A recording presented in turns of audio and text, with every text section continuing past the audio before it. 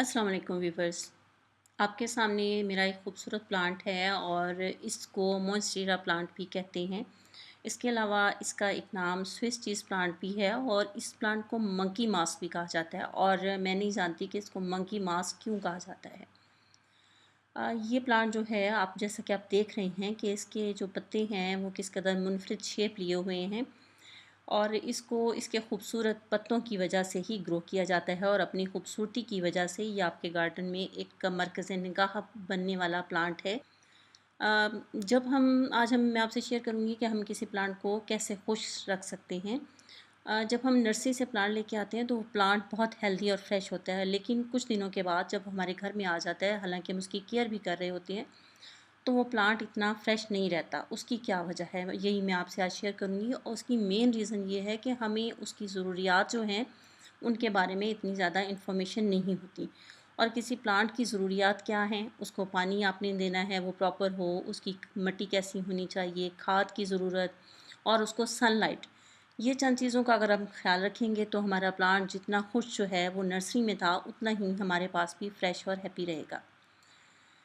किसी भी प्लांट के लिए मेन चीज़ उसकी सॉइल है। इस प्लांट के लिए आप सॉइल कोई सी भी यूज़ करें, लेकिन उस सॉइल का वेल ड्रेन होना जो है वो मस्ट है।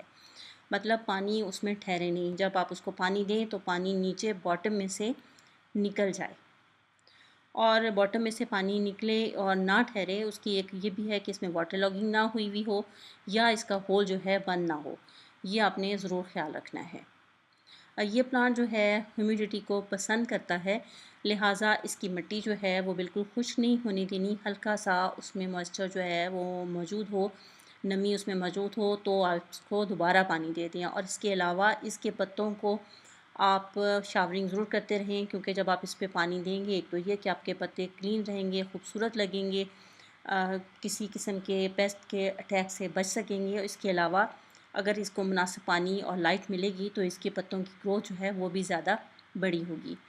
ह्यूमिडिटी क्रिएट करने के लिए, क्योंकि इसको दूसरे प्लांट से ज़्यादा ह्यूमिडिटी चाहिए होती है, इसके नीचे आप एक ट्रे रखें जिसमें कुछ पेबल रख कर उसके ऊपर इस प्लांट को रख दें, ताकि इसमें जो है नमी जो है वो इसको मिलती रहे। सन रिक्वायरमेंट की बात करें कि इसको जो है डायरेक्ट सनलाइट बिल्कुल नहीं चाहिए।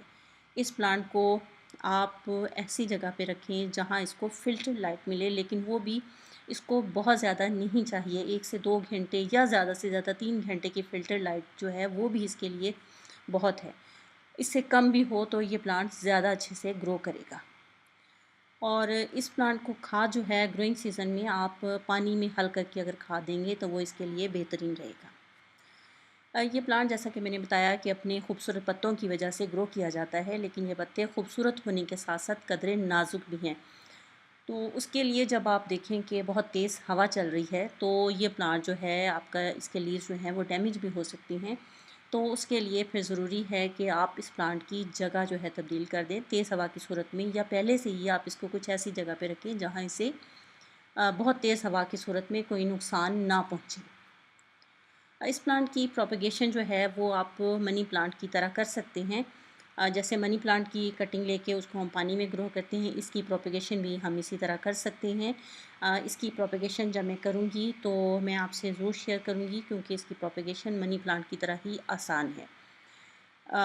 उम्मीद है वीडियो आपको पसंद आई होगी। आज बस यहीं तक। आइंदा किसी और वीडियो के साथ कुछ किसी और प्लांट के बारे में कुछ इन्फॉर्मेशन लेकर आपसे फिर मुलाकात होगी। तब तक के लिए अल्लाह हाफ़िज़।